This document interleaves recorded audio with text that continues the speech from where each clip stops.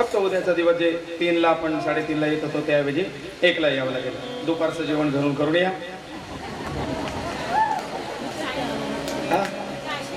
चहा वाटल्यास इथे व्यवस्था करू आपण, पण नाही मधला गॅप जो आहे 4 ते 5 ही चहा पाणी थोडंसं पाय मोकळे करणे, ग्रंथाची मिरवणूक याच्या करताय म्हणजे मग तुम्हाला लगेच कीर्तनाचा आनंद सुद्धा घेता येईल. सगळ्यांनी या गोष्टीकडे लक्ष द्या. जे आलेले नसतील त्यांनाही या गोष्टीची सूचना कळवा. अशा प्रकारे भगवत चरित्र ते सांगतात की बाबा श्रीराम चरित्र ऐकल्यानंतर कृष्ण चरित्र आहे. रुद्रहीनम विष्णुहीनम न वदन्ति जना किल शक्तिहीनम यथा सर्वे प्रवदन्ति नराधिपम्. रुद्रहीनम विष्णुहीनम न वदन्ति जनाखिलम् शक्तिहीनं यथा सर्वे प्रवदन्ति नराधिपम्. महर्षी वेदव्यास ऋषी जन्मेजयाला सांगतात, राजा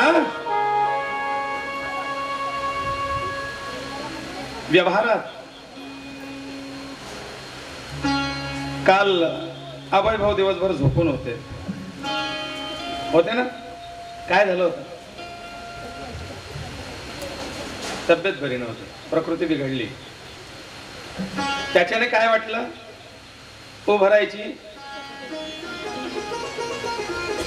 उभारायची शक्ती नाही राहिली. महर्षी वेदव्यास ऋषी राजा जन्मेजयाला सांगतायत, आपली प्रकृती बिघडल्यानंतर मी विष्णुहीन झालोय, मी रुद्रहीन झालोय, मी ब्रह्महीन झालोय असं म्हणत नाही. मी शक्तिहीन झालोय असं म्हणतात. मी अविष्णू झालोय, मी अरुद्र झालोय, मी अब्रह्म झालोय असं नाही म्हणत. मी अशक्त झालोय असं म्हटलं जातं, है ना. शक्तिहीनम यथा सर्वे प्रवदन्ति जनाखिलम. सगळे जन काय म्हणतात? शक्तिहीन, अशक्त असं म्हटलं जातं. आणि म्हणून त्या शक्तीचं महत्व आहे. सगळ्यांना शक्तीची आवश्यकता आहे. महर्षी वेदव्यास ऋषी सांगतात, यदा यदा काय धर्मस्य यदा यदा हि कार्यं वो भविष्यति दुरत्यं करिष्यति पृथिव्यां वै अवतारं तदा हरे. तेच सांगणारा श्लोक आहे देवी भागवतात आलेला. जो महाभारतात आलाय तोच श्लोक देवी भागवतात आहे. तेच सांगताय, यदा यदा हि कार्यं वो भविष्यति दुरत्ययं करिष्यति पृथिव्यां वै अवतारं तदा हरी. जगदंबा त्या हरीच्या कार्याला आणि हरीच्या अवताराला नाकारत नाहीये. देवी भागवत श्रीमद भागवताला किंवा त्या हरीच्या अवताराला, हरीच्या कार्याला, हरीच्या सामर्थ्याला नाकारत नाही. पण जगदंबा ते सांगते, ज्या ज्या वेळेस हरी अवतार घेतात त्या त्या वेळेला त्यांची शक्ती म्हणून मला सुद्धा प्रगट व्हावं लागतं. मी खंबीरपणे त्यांची शक्ती म्हणून त्यांच्या सोबत प्रगट राहते, त्यांच्या सोबत त्यांचं सहकार्य करते. तेव्हा त्यांचा अवतार हा पूर्ण सार्थक होतो, अवतार पूर्ण होतो. अवतारम तदा हरी. मग जेव्हा जेव्हा या सृष्टीला, या पृथ्वीला, या चराचरातल्या जीवमात्रांना आमची आवश्यकता असते त्यावेळेला आम्ही दोघेही येत असतो. परित्राणाय साधूनां विनाशाय च दुष्कृतां धर्म संस्थापनार्थाय संभवामि युगे युगे. दुष्टांच्या निर्दलना करता आणि सज्जनांच्या परिपालना करता, सज्जनांच्या संरक्षणा करता मी प्रत्येक युगामध्ये शक्तीसह हरी अवतार घेतात. कशासाठी? धर्म संस्थापनार्थाय संभवामि युगे युगे. धर्माच्या संस्थापने करता. राजा विचारतो, गुरुदेव मला धर्म सांगा. धर्म म्हणजे काय? धर्माची व्याख्या सांगा. हिंदू, मुस्लिम, शीख, ईसाई, ख्रिश्चन, बौद्ध, जैन, पारशी, हा धर्म नाही. महर्षी वेदव्यास ऋषी ते जन्मेजयाला धर्म वेगळा सांगतायत. राजा जे सदाचार सोडून वागतात, सदाचार सोडून दुराचाराने वागतात, त्या सर्वांना दंडित करून सद्वर्तनाला लावण्याकरता, सदाचाराची घडी बसवण्याकरता आणि सन्मार्गाचा, सदाचाराचा प्रचार प्रसार करण्याकरता भगवंत अवतार घेत असतात. सदाचाराचा, सन्मार्गाचा प्रचार प्रसार करणे म्हणजे धर्माची स्थापना करणे. सदाचरण म्हणजे धर्म आहे. सद्वर्तन म्हणजे धर्म आहे. कोणाला न दुखवता आपलं कार्य प्रामाणिकपणे करणं म्हणजे धर्म आहे. भगवंताने दिलेल्या मानवी देहाला मनुष्योचित आचरण करणं मनुष्य धर्माचा म्हणजे मनुष्य देहाला उचित असं आचरण करणं म्हणजे धर्म आहे. जन्माला आलाय माणूस म्हणून, पण वागतो जनावरासारखा आहे, हा तुझा धर्म नाही. तो पशु धर्म वेगळा आहे, हा मनुष्य धर्म आहे. मानवोचित, मनुष्योचित धर्माचं, मनुष्योचित आचरणाचं पालन करणे म्हणजे धर्म आहे. आपल्या ज्ञानाचा, पदाचा, प्रतिष्ठेचा, रूपाचा, धनाचा अहंकार न करता, बुद्धीचा, सौंदर्याचा अहंकार न करता, त्या बलाचा दुरुपयोग न करता त्याला चांगल्या करण्यासाठी, चांगल्या मार्गासाठी प्रेरित करणं आणि चांगल्या ठिकाणी त्याला उपयोगी आणणं म्हणजे धर्म आहे.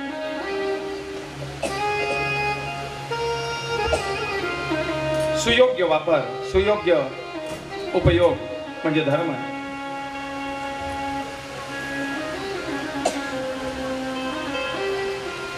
स्वयंआतपी फलम ददाति लोकेभ्यो. वृक्षाचा धर्म आहे. जो स्वतः उन्हात तापतो, लोकांना गोड फळे देतो, हा वृक्ष धर्म आहे. आणि म्हणून याप्रमाणे मनुष्योचित धर्माचं आचरण करणं हा खरा धर्म आहे. येतो धर्मस्ततो जयः. ज्या ठिकाणी असं सत्याचं, सद्व्यवहाराचं, सदाचाराचं आचरण होईल तिथे जय नेहमी आहे, विजय नेहमी आहे. तिथेच भगवंताचा अधिष्ठान आहे. येतो धर्मस्ततो जयः. तिथे जय आहे आणि जय एकटा नाही. यत्र योगेश्वर कृष्णो यत्र पार्थो धनुर्धरः तत्र श्री विजयोर्भूती ध्रुवाणी तिरमद्रमः. मग सदाचरणी रहा, सदाचार संपन्न रहा हा आग्रह आहे. सद्धर्माचं पालन करणं हा आग्रह आहे. मग ते म्हणजे नेमकं काय? सदाचार म्हणजे काय? तुकोबार आहे सुंदर प्रमाणे, सुंदर अशी धर्माची व्याख्या करतात. आणि तुकोबार आहे स्वतः सांगतात की धर्माच्या, त्या धर्माच्या पालना करता आणि त्याच्या प्रचार प्रसारा करता आम्ही येत असतो. धर्माचे पालन करणे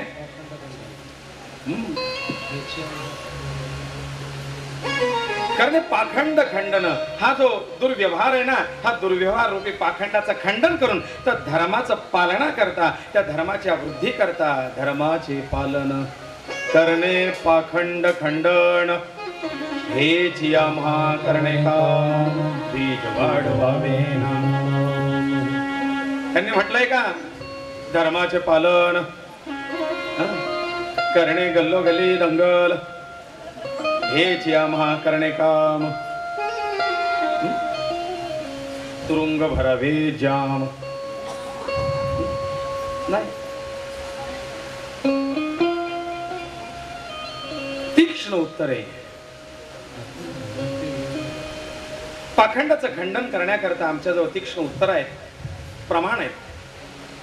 आणि म्हणून त्या दुराचाराचा आम्ही पक्ष घेत नाही. सदाचाराचा मार्ग या ठिकाणी सांगण्याकरता आम्ही संत मंडळी आलेलो आहोत. येत असतो, आम्हाला यावं लागतं. नाही भीड भाड तुका म्हणे सान. मग त्या ठिकाणी आम्ही लहान मोठा ते काही पाहत नाही. भीड नाही, भार नाही. आमच्या प्रभूने सुद्धा हातामध्ये धनुष्यबाण घेतलाय. का?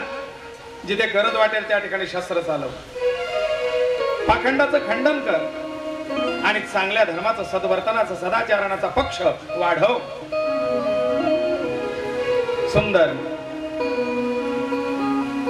साने गुरुजी आपल्या शब्दातून धर्माची व्याख्या, तुकोबांच्या शब्दातून धर्माची व्याख्या वेगळी आहे. साने गुरुजींच्या शब्दातून, त्या श्यामच्या शब्दातून धर्माची व्याख्या वेगळी आहे. काय म्हणतात साने गुरुजी? खरा तो एकचे धर्म जगाला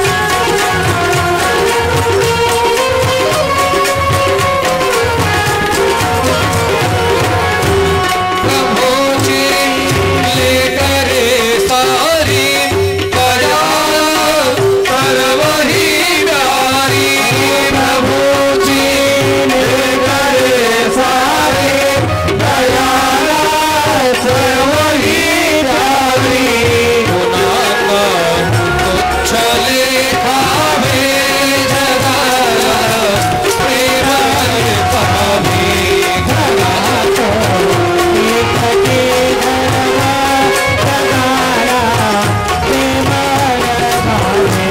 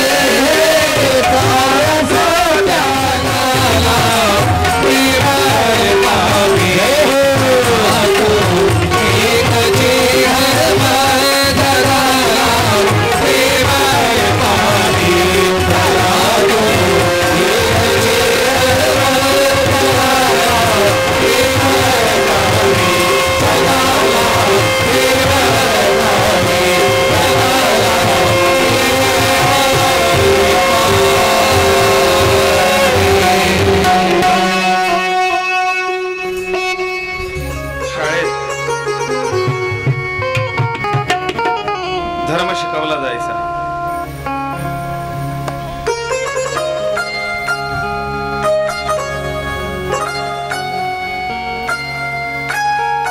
तो एक फार छान होता. हीच अमुची प्रार्थना अन हेच अमुचे मागणे मानसाने मानसाशी मानसा समवागणे. हीच आमची प्रार्थना हेच आमचं मागणं मानसाने मानसाशी मानसा सम. हा मनुष्योचित धर्म आहे. माणसाचा धर्म काय? माणसाने मानसाशी मानसा समवागणं. धर्म जाती पंथ प्रांत द्वेष भाषा संपुदे एक निष्ठा एक आशा एक रंगी रंगुदे. अन पुन्हा पसरो मनावर शुद्धतेचे चांदणे मानसाने मानसाशी मानसा समभागणे. भोवताली दाटला अंधार दुःखाचा जरी सूर्य सत्याचा उद्या उगवेल ही खातरी. तोवरी देई आम्हाला काजव्यांचे जागणे मानसाने मानसाशी मानसा समवागणे. लाभले आयुष्य जितके ते जगावे चांगले पाऊले चालो पुढे जे थांबले ते संपले. घेतला जो श्वास आता तो पुन्हा ना लाभणे. घेतला जो श्वास आता तो पुन्हा ना लाभणे. मानसाने मानसाशी मानसा समभागणे मानसाने मानसाशी मानसा समवागणे. ही शिकवण संतांची आहे. ही शिकवण श्रेष्ठांची आहे. हा खरा धर्म आहे.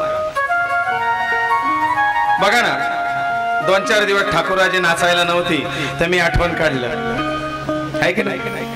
ठाकूराजी काही ह्या कथेला नाहीये नाचायला. काय मिळालं नाही का? नाचण्याबद्दल काही 200-500चं बक्षीस. पण दर कथेला हातामध्ये चिपळ्या घेऊन आनंदाने नाचणारी ती बाई जिच्या पट्ट्याला म्हणजे कमरेला पट्टा आहे पण तरी सुद्धा ठुमका घेत नसते. आठवण फक्त तेवढी असते. पटकन ते डोळ्यासमोर येतं, आहो चांगली व्यक्ती होती, आहे की नाही? नाही असं गेलेल्या व्यक्तीची सांगतोय. मग का आपल्या आठवणी फक्त राहतात. गेले ते दिवस, राहिल्या त्या आठवणी. आणि म्हणून माणसाने माणसाशी माणसासारखं वागावं. काय याच्यामध्ये खरा तो एकची धर्म. एक सुंदर वाक्य आलं,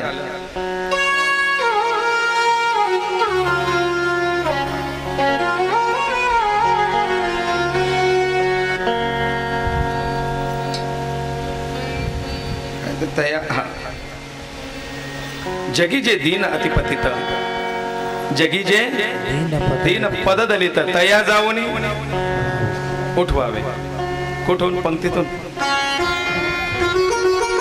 बाबांनी सांगितलं, साने गुरुजींची व्याख्या, साने गुरुजींनी सांगितलेला धर्म तुम्ही तुमच्याच याच्याने वाचा.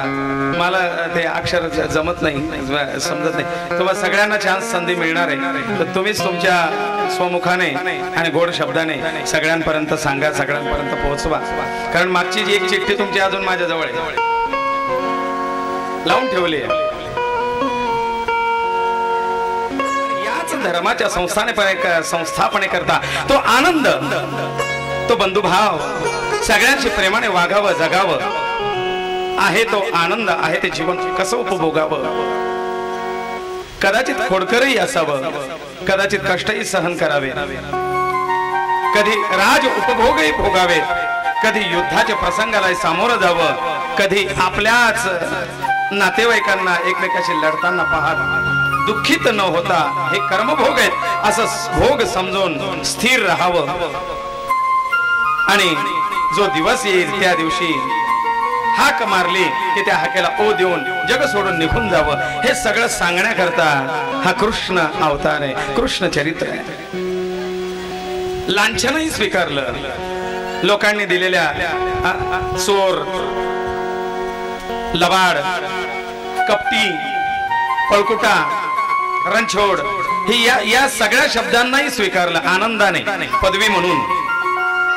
माखनचोर आहे, तो कपटी आहे कृष्ण, तो रणछोड आहे, पळून जातो रणातून, तो लंपट आहे. शिशुपालाने शब्द वापरलाय कृष्णाला, हा लंपट आहे. याने 1 नव्हे 2 नव्हे त्या 8 राण्या केल्या, पुन्हा 16 सहस्त्र केल्या. हा श्रीलंपट आहे. हा काय भगवान आहे? 16 सहस्र भोगीशी ब्रह्मचारी म्हणवेसी. ते असं दिव्य चरित्र आहे. सगळ्या प्रसंगांना सामोरे जात, सगळ्यांना हसत, लाभा सुख दुःख समेकृत्वा लाभा लाभ जया जयो, सुखात दुःखात लाभात पराजयात विजयात सगळ्या ठिकाणी सारखं समत आणि स्थिर राहता यावं, हे कृष्ण चरित्रातून शिकायचं आहे. याकरता घेतलेला हा अवतार आहे, कृतीतून दाखवण्याकरता हा अवतार आहे. एकदा पृथ्वीवरती झालेला उच्छाद, उन्माद अति वाढला, दृष्टपणा वाढला, आणि या दुष्टांच्या दृष्टपणाच्या पापाच्या भाराला कंटाळून ही भूमी माता धेनूचं रूप घेऊन त्या ब्रह्मदेवाकडे जाते. ब्रह्मदेव तिचा पिता आहे, निर्माण करताय म्हणून पिता आहे, आणि त्या ब्रह्मदेवाला सांगताय धेनु रूप पृथ्वी त्या ब्रह्म्यापाशी जाय, नैनी वाहे तोय सांगत असे.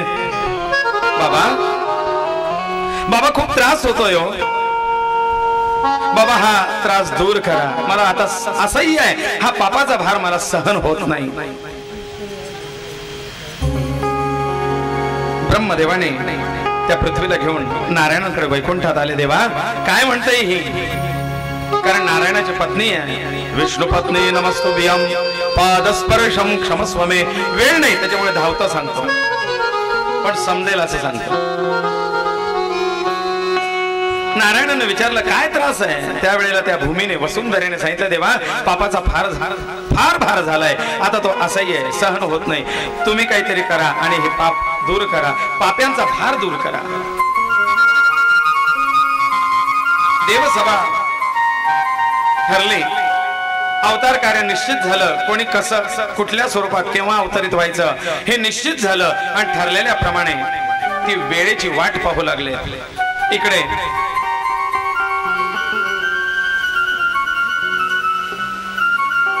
वसुदेव देवकीचा विवाह संपन्न होतो मथुरेत. उग्रसेन तनया आज देवकी, उग्रसेन तनया आज देवकी, नेम विलातिने वर वसुदेवकी. हो हरे मिरविता रथयानी, कंस सारथी रथ प्रयाणी. वसुदेवाची पत्नी म्हणून देवकीने पाणीग्रहण केलंय. देवकीचा भाऊ चुलत भाऊ आहे कंस. मोठ्या डामडौलाने विवाह संपन्न झाला. कंसाने स्वतः आपल्या बहिणीची विदाई ड्रायव्हिंग रथाचं सारथित्व पत्कारलं आणि कंस स्वतः बहिणीला आणि त्या मेहुण्याला घेऊन रथात निघालाय. सगळे मथुरा नगरी त्यांना निरोप देण्याकरता आली आहे. तोच या आदिशक्ती आदिमाया जगदंबेने कडाडकन वीस कडाडावी आणि तिच्यातून आवाज प्रकट व्हावा. पुत्रीचा जो अष्टम तो काळ तुझा जाई जाण, मूर्खा सावध हो रे कंसा, तो हरणार की तुझे प्राण. पुत्रीचा जो अष्टम तो काळ तुझा निश्चय जाण, मूर्खा सावध हो रे कंसा, तो हरणार की तुझे प्राण. आकाशवाणी झाली अरे मूर्ख कंसा. एवढ्या आनंदाने जिच्या लग्नाची ती वरात आणि तिची विदाई तू करायला निघालायस, त्याच देवकीचा आठवा पुत्र तुझा काळ होणार आहे, तो तुझे प्राण हरण करणार आहे. लक्षात ठेव. वीज विलुप्त झाली. कडाडलेल्या त्या आवाजातून कंसाचे डोळे विस्फारले गेलेत, कान ठवकारले गेलेत. काय आकाशवाणी कधी खोटी होत नाही. माझ्या बहिणीचा पुत्र माझा भाचा हा माझा काळ होणार आहे. मोठमोठ्या बलाढ्य असुरांना सुद्धा मला मारण्याची हिंमत नाही आणि हिचा पुत्र माझा काळ होईल. अरे काळ ठेवणार नाही मी. जिच्या पोटी तो येणार आहे तिलाच नष्ट करीन. आणि म्हणून कंसाने आपली तलवार उपसली, केस धरलेत आणि प्रहार करून त्या देवकीचा जीव घेणार. अशी गरजे अंबरी नभोवानी, अशी गरजे अंबरी नभोवानी, एकताची दचकला कंस ठाणी, एकताची दचकला कंस ठाणी. ऐशी गरजे अंबरी नभोवानी, ऐशी गरजे अंबरी नभोवानी, एकताची दचकला कंस ठाणी, एकताची दचकला कंस ठाणी.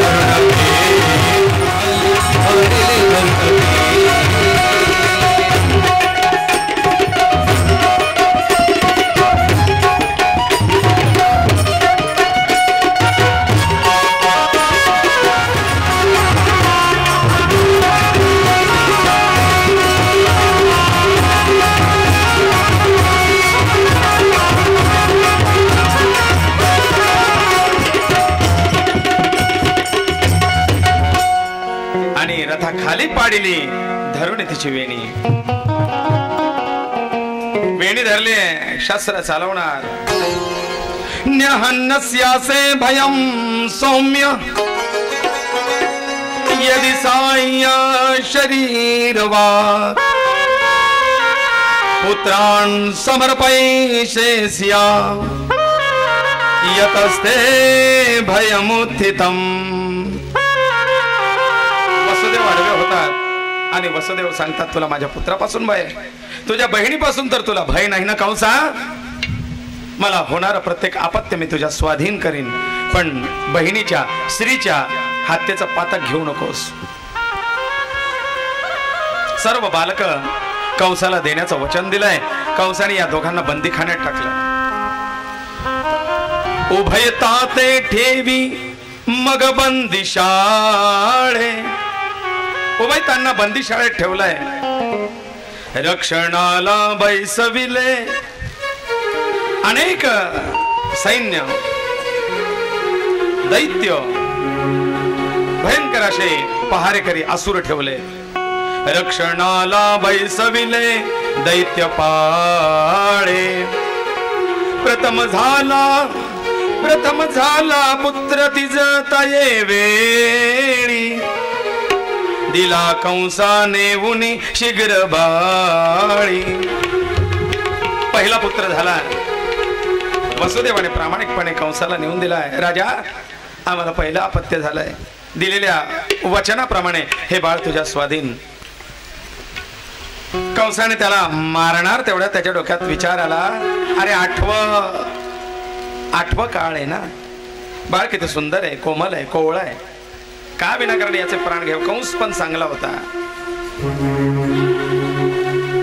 काही गोष्टीत प्रत्येक व्यक्तीत काही चांगले गुण असतात, काही वाईट गुण असतात. योजक असतात दुर्लभ अयोग्य पुरुषो नास्ती. मग सोडून दिलं. जा म्हणले, आठवं होईल त्या वेळेला पाहू. नारद मुनी आले. पैसे नाही हो. त्या आपलं हे म्हणता झालं की खिचे पाहायला लागले. नाही म्हणे. नारद मुनींनी एक फुल फिरवलंय. पारी जाता का तू. आणि कंसाला सांगितलंय, राजा याच्या पहिली पाकळी कोणती आणि शेवटची कोणती. कंस म्हणता हे कसं काय सांगता येणार आहे, पहिली कोणती आणि शेवटची कोणती, त्याला क्रम थोडी आहे.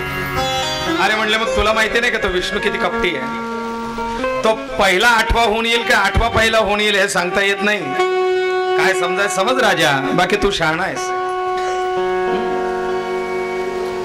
कंसाचे डोळे उघडले. कंस पुन्हा आला आणि म्हणले, तो प्लॅन कॅन्सल. आणि ते पोरगा इकडे घर घर घर घर घर घर फिरवलं. दगडावरती आपटलं का प्राण रक्त बंबाळ तो दगड झालाय. करता करता करता एक नाही, दोन नाही, तीन नाही, चार नाही, 5 6 बालक मारले गेलेत. आता बालहत्या याचं सुद्धा पाप कंसाच्या माथ्यावरती वाढू लागलं. इकडे अराजकता आणखीन वाढतेच आहे. देवादिकांनी, ऋषीमुनींनी, साधू संतांनी धावा केला. देवा, अरे किती बालक मरण्याची वाट पाहणार आहे तू. तुझ्या येण्याकरताही काही लोकांना जीव द्यावे लागतील. असे किती जीव गेल्यानंतर तू प्रगटशील, एकदा सांगून तरी दे देवा. धाव रमापते ज्ञान विलासा. धाव रमापते ज्ञान विलासा. पूर्ण परात्पर शांती निवासा. पूर्ण परात्पर शांती निवासा. धाव रमापते ज्ञान विलासा. कंसादिक खल दुर्मद भारी. धर्म न पाळिती ते अविचारी. कंसादिक खल दुर्मतीदा. धर्म न पाळिती हे अविचारी. तोड विभो भयदायक फासा. तोड विभो भयदायक फासा. धाव रमापते ज्ञान विलासा. देवा धाव, कधी येशील. भगवंत आविर्भूत होण्याची वेळ आहे. 7वं अपत्य येणार आहे, पण 7वं अपत्य भगवान शेष नारायण. शेषाचं अपकर्ष स्थलांतर केलं इकडच्या गर्भातून तिकडच्या गर्भात. सेरोगेसी मदर, उष्ण बाळंतपण, गर्भ तिकडे स्थापित केला. तेव्हा पण होतं बरं का, आता नाही आहे. आताच आहे असं नाही. मग तो गर्भ इकडचा तिकडे ट्रान्सफर केला. कंसाला वाटलं गर्भ, म्हणले गर्भपात झालाय. 8व्याची डोळ्यात तेल घालून वाट पाहण्यात आली. श्रावण मासे कृष्ण पक्षे रम्य अष्टम्यां च तिथौ रोहिणी दिन नक्षत्रे निशारम्ये द्विप्रहरे आविर्भूतं स्वयं हरि. निशारम्ये द्विप्रहरे, दुसऱ्या प्रहरात काळ्या कुट्ट त्या अंधारात रोहिणी नक्षत्रावरती दिव्य अशा त्या अष्टमी तिथीवरती आविर्भूतं यथा हरी भगवान परमात्मा आविर्भूत होता. एकाच वेळेला परमात्मा आणि परमात्म्याची शक्ती आविर्भूत झाली आहे. तिकडे आद्या शक्ती आणि इकडे भगवान परमात्मा. तिचा प्रभाव असा झाला की परमात्म्याच्या प्रागट्यानंतर ती माया प्रगट झाली म्हणून सगळीकडे शांतता. मोहिनी सगळे झोपलेत. द्वार कुलूप साखळदंड आपोआप निघालेत. फार वेळ गेला बरं का तुरुंगात. भगवंताने चतुर्भुज काय रूप दाखवलं वगैरे वगैरे वगैरे धावताय. उद्या ऐकायचंय तुम्हाला आणखीन, त्याच्यामुळे मला थोडस आवरून घ्यावं लागणार आहे की नाही. कारण चरित्र ते उच्चारावे देवे केले गोकिळी. ताई नाही काय भाग ठेवला पाहिजे का नको. मग भगवान परमात्मा आता आपल्या आई वडिलांना मूळ स्वरूपात दर्शन देतो आणि सांगतोय की बघा, कितीही तुम्हाला माझ्याबद्दल प्रेम वाटत असलं तरी मला इथे ठेवू नका. मला नंदाच्या घराला, नंदाच्या घराला मजनी गोकुळाला.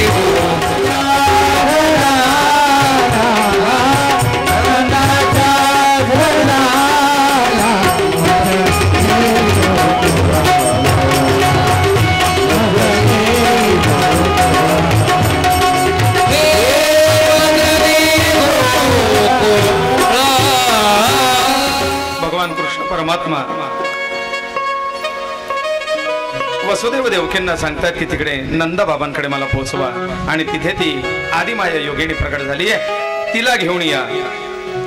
तोपर्यंत सगळी शांतता आहे. बेड्या गळाल्यात. आईने देवकीने बाळाला आता आपल्यापासून दूर करायचंय म्हणून एकदा तरी मला पान्हा पाजू द्या म्हणून त्या बाळाला कोमळ सावळ्या सुंदर हसऱ्या मनमोहक त्या मनमोहनाला उचलून घेतलं, आपल्या पदरात घातलं आणि तो पान्हा देते. चुटू चुटू चुटू चुटू चुटू चुटू ते बाळ आईचा अमृत पिऊ लागला. जो जो जो जो जो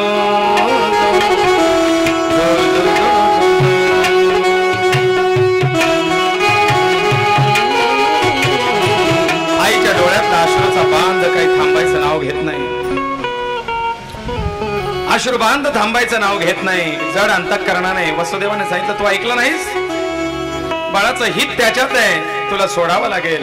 अहो त्याला निदान पोटभर पिऊ तरी द्या. वसुदेव त्याला घेतात, आपल्या शैल्यात गुंडाळतात. उचलिला कमळापती पायची बंधले गणती, बंधले गणती पायची बंधले गणती. उचलिला कमळापती उचलिला कमळापती बंधले गणती. उचलिला कमळापती बंधले गणती, बंधले गणती.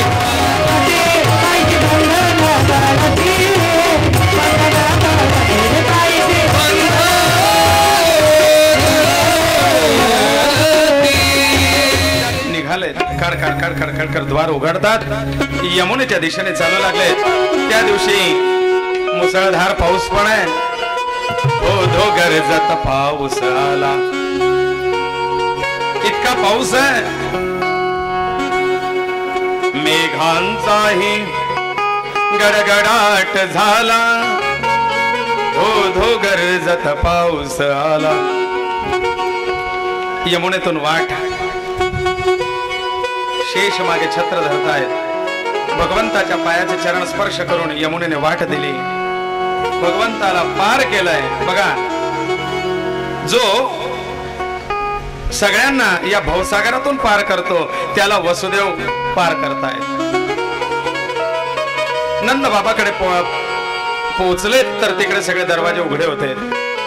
यशोदा माता झोपले आहेत, नंद बाबा झोपले, अख्खं गोकुळ झोपलंय. का योगमाया,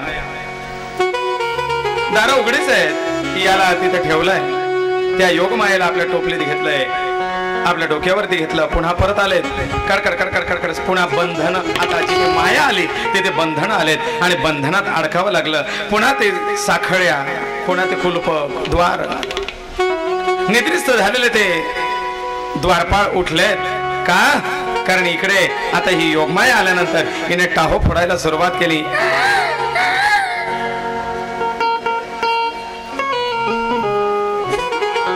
योगमायेचा आवाज आल्याबरोबर पहारेकरी जागे झालेत. अरे अरे बाळ झालंय वाटतं, राजांना बातमी द्यायला हवी, बक्षीस मिळणार आहे. आठवा आलाय ना. पटपट पटपट लगबगीने कंसाकडे गेलेत. महाराज महाराज, आठवं बाळ जन्माला आलंय. महाराजांनी मोत्याचा कंठा काढून त्याला दिलाय. दार उघडले गेले, त्या बाळाला हाती घेतला. अरे ही तर मुलगी आहे, पुत्रीचा जो अष्टम. आकाशवाणी तर 8व्या मुलाची झाली, ही तर मुलगी आहे, सोडून द्यावं की काय. परंतु नारदांचे शब्द लक्षात आलेत, न जाणो हा काय करेल सांगता येत नाही. मग त्या योगमायेला, त्या मुलीला कंसाने हातामध्ये घेतलंय, तिचे दोघे पाय धरलेत, घरघर घरघर घरघर घरघर घरघर फिरवतायत आणि आपटून मारणार. तोच ती आकाशात उडाली. कडाडकन आवाज झाला, एक वीज चमकली, अष्टभुजा जगदंबा त्या ठिकाणी प्रगट झाली. नष्टा मज मारुनी काय फळ, तुझा काळ वेगळा आहे, कोठे तरी वाढतसे वधील, तरी उक्तिमणी धरी गाहे. दृष्टा, अरे मला मारून काय मिळणार आहे, तू मला मारू शकत नाहीस.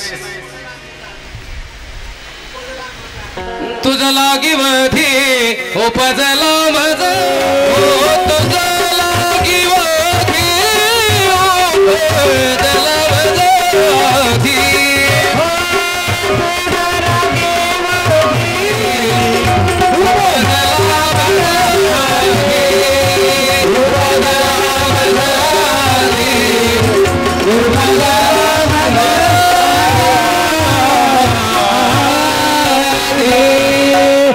आणि माझ्या आधी तो जन्माला आलाय. तुझा काळ जन्माला आहे, तो कुठेतरी वाढतोय. तुझा काळ निश्चित आहे, तू मला मारू शकत नाहीस कंसा. आधी माया अष्टभुजा स्वरूपामध्ये प्रकट झाली. क्षणार्धात आली कशी. इकडे कंसाचं सगळं तातडीची बैठक बोलवण्यात आली. शोध घ्या कुठे गेला तो? कसं काय पेपर फुटला? है ना, बंदोबस्तात असलेला पेपर बाहेर कसा गेला शोध घ्या. आणि ही झेरॉक्स कॉपी आली ना इकडे. पण तिकडे, इकडे तर सगळं वातावरण टाईट, पण तिकडे नंद घरानंद भयो जय कन्हैया लाल की. नंद घरानंद भयो जय कन्हैया लाल की. नंद घरानंद भयो जय कन्हैया लाल की. नंद लाल की जय गोपाल लाल की. जय हो नंद लाल की जय गोपाल लाल की. नंद लाल की जय यशोदा लाल की. जय हो नंद लाल की जय गोपाल लाल की. त्यांची इच्छा आहे पण घड्याळाची इच्छा नाही ना.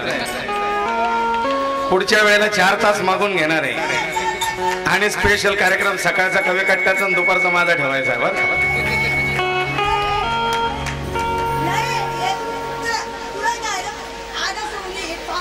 बर, कारण कालच विषय झाला, अण्णांनी पुढच्या वर्षी गणेश पुराण डिक्लेअर केलंय. गणपती बाप्पा म्हणजे पंचायतन कथा पूर्ण होतात, पंचायतनाचे 5 कथा पूर्ण होतील म्हणून अण्णाने सांगितलंय की गणपती बाप्पा बाकी पुढच्या वर्षी गणेश पुराण.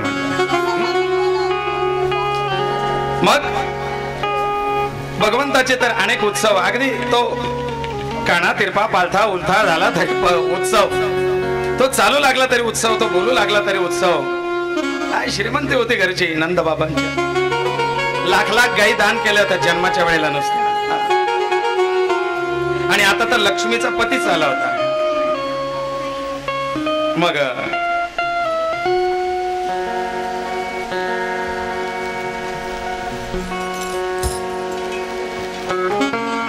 बालकाच्या अनेक छोट्या त्या लीला, कुठे ते दामोदर लीला,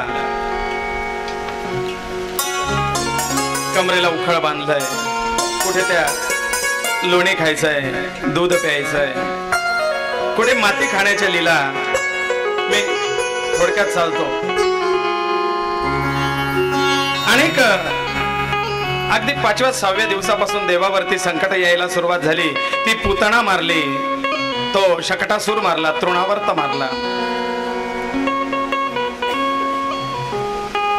पुढे नामकरण गर्गाचार्य मुनींच्या मार्फत, गर्गाचार्य मुनींच्या हातून देवाचं नामकरण होतं. कृष्ण या बाळाचं नाव ठेवलंय कृष्ण. आकर्षयति सहा कृष्ण, जो आकर्षून घेणार आहे, ज्याला पाहिल्यानंतर मन मुग्ध होतं, संमोहित होतं, तो कृष्ण. आणि हा बलवानांचा अधिपती, महाबलशाली, म्हणून याचं नाव बलभद्र, उपनाव बलराम. अनेक लीला, मग चौर्य लीला, ते सवंगडी जमवले. सोऱ्या काय करू लागला, खोड्या काय करू लागला, उद्या ऐकायच्या आहेत त्या. म्हणून आज मी सांगत नाही. शकटसूर मारला, तृणावर्त मारला, आघ बक्का क्षय कंसारी, केशव कृष्ण मुरारी, नारायण नारायण जय गोविंद हरे, नारायण नारायण जय गोपाल हरे. तो आघासूर, बकासूर, तो धेनुकासूर, तो वत्सासूर, अनेक अजस्र महाबलाढ्य असुर भगवंताने मारलेत. वत्सासूर मारला. कालियामर्दन, सुंदर लीलाय कालियामर्दनाची. चेंडूचं निमित्त करून फार यमुनेच्या त्या डोहामध्ये तळाशी गेलाय कालियामर्दन. गोचरण लीला, वडवानल, तो अग्नित प्राशन केला. काला उद्या करायचा आहे, काल्याचा आनंद उद्या घेऊ. भगवंताचा काला कसा आहे, कसे ते खेळगडी, लहान लहान लहान लहान लहान गडी घेऊन, खोड्या करी खोड्या करी खोड्या करी खोड्या करी खोड्या करी खोड्या करी खोड्या करी मन मोह. थोड्याच करी, थोड्या करी, थोड्या करी, जास्त नको, थोड्या करी. आता खोड्या नको. मग चला ते काल आमचे सत्यजित भाऊ म्हणे, गुरुजी मी मधून मधून धून लावतो, ते गाण्यामध्ये मधून मधून धून टाकतो, ते आवडत नाही का म्हणे तुम्हाला. मी मधून त्यांच्याकडे पाहतो ना असं. आज नेमके सत्यजित दादा नाही आहेत, ईश्वर सर आले. ते सत्यजित दादा म्हणे मधून मधून ते आता त्यांनी कालच्या एका त्या भजनाला बाबाची बहीण लाडकी ते माहेरची साडी लावलं. ते म्हणे गुरुजी तुम्हाला आवडत नाही का, मधून मधून मी ते धून टाकली तर. अहो म्हटलं तुम्ही धून टाकली तर सगळ्यांना धून टाकल्यासारखं वाटतं म्हणे, छान वाटतं ते. म्हटलं काय अडचण नाही, टाकत झाला. मग गोचारण लीला आहे, वडवानाला आहे. मुष्टिक चानोराचा वध करून कंसाकडे काय ती धनुर्यज्ञ केला होता ना मामाने. धनुर्यज्ञाचं आमंत्रण दिलं, कंसाला बोलवलं, सगळे सवंगडी आले. मग त्या ठिकाणी धोबी काका, माळीनबाई वगैरे ते मेकअप, मंथरा,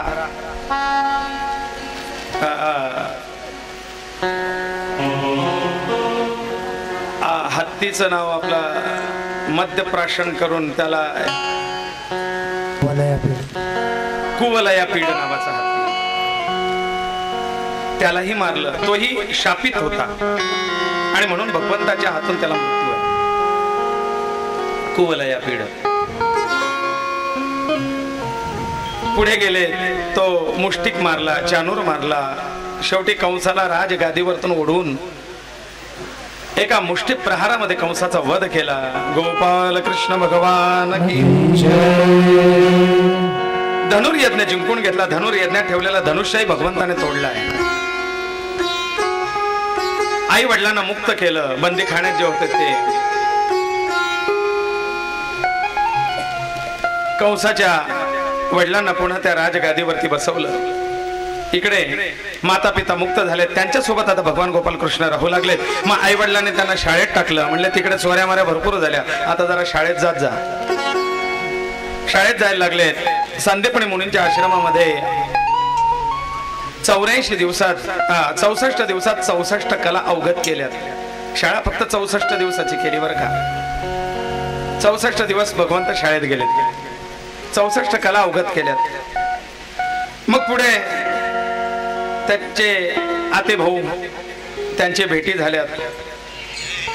त्यांच्यावरती अनेक संकट येत होते म्हणून भगवंताला जावं लागलं, सहकार्य करतात. भगवंताचे द्वारकेत गमन, कारण इकडे कंसाचा सासरा जरासंध याचा त्रास होऊ लागला होता. म्हणून जरासंधाच्या भीतीने सगळ्या गोकुळवासियांना, वृंदावनवासियांना सगळ्यांना ते द्वारकेमध्ये स्थित केलं होतं. द्वारका ही तटबंदीने युक्त असं सुरक्षित स्थळ होतं, पण तरीही जरासंधाचा त्रास सुरूच. जरासंधालाही मारलाय भगवंताने युद्धाच्या आपलं भीमाच्या हातून. मग या द्वारकेत असताना द्वारकाधीश झालाय, राजा झालाय म्हणून एक पत्र आलं अचानक एके दिवशी. फूल तुम्हें, भगवंताने ते पत्र वाचलं आणि आपल्या सारथीला सांगितलंय, दारुका जावं लागणार आहे कौंडिन्यपुरीमध्ये. तिथे ती रुक्मिणी माझी वाट पाहते, तिचा विवाह समारंभ आहे. त्याच दिवसाला मी जर पोहोचलो नाही तर तिचा विवाह शिशुपालाशी होणार आहे. आपण गेलो पाहिजे. भरधाव वेगामध्ये दारुकाने आपला रथ घेतला. ठरल्याप्रमाणे देवी जगदंबेच्या मंदिरात भगवान कृष्णाची आणि रुक्मिणीची भेट झाली. रुक्मिणीला आपल्या रथात घेतलंय, निघालेत. बलराम दादा मागून आलेत, शिशुपाल, दंतवक्र वगैरे वगैरे खूप आहे. 7 दिवस आपले भागवत ऐकलंय, त्याच्यात 7 दिवसाच्या कथा आहेत. दुसरा हा एक विवाह झाला, दुसरा एक विवाह झाला सत्यभामा. तिसरा विवाह इकडे जंबुवती आली. करता करता करता भगवंताचे 8 विवाह झाले. हे 8 विवाहामध्ये भगवंताच्या त्या जगदंबेच्या अष्टमहाशक्ती आहेत बरं का. भगवंत अष्टशक्तींनी युक्त लीला करतायत. या 8 महाशक्ती, तीच रुक्मिणी, तीच सत्यभामा, तीच जांबुवती, तीच कालिंदी, तीच मित्रवृंदा, तीच भद्रा, तीच कालिंदी, तीच नागनजिती. आणि या 8 शक्तींच्या सोबत ती 9वी दुर्गा, ती मूळ आद्या परमशक्ती आनंद शक्तीची अधिष्ठातृ देवता जगदंबा राधा ही सुद्धा भगवंताच्या सोबत लीलेने आणि त्यांच्या सोबत मूळ प्रकृती बनून राहिली. म्हणजे ह्या नवदुर्गांचं स्वरूप पूर्ण होतं इथे. अष्टमहाशक्ती आणि मूळ ही राधा.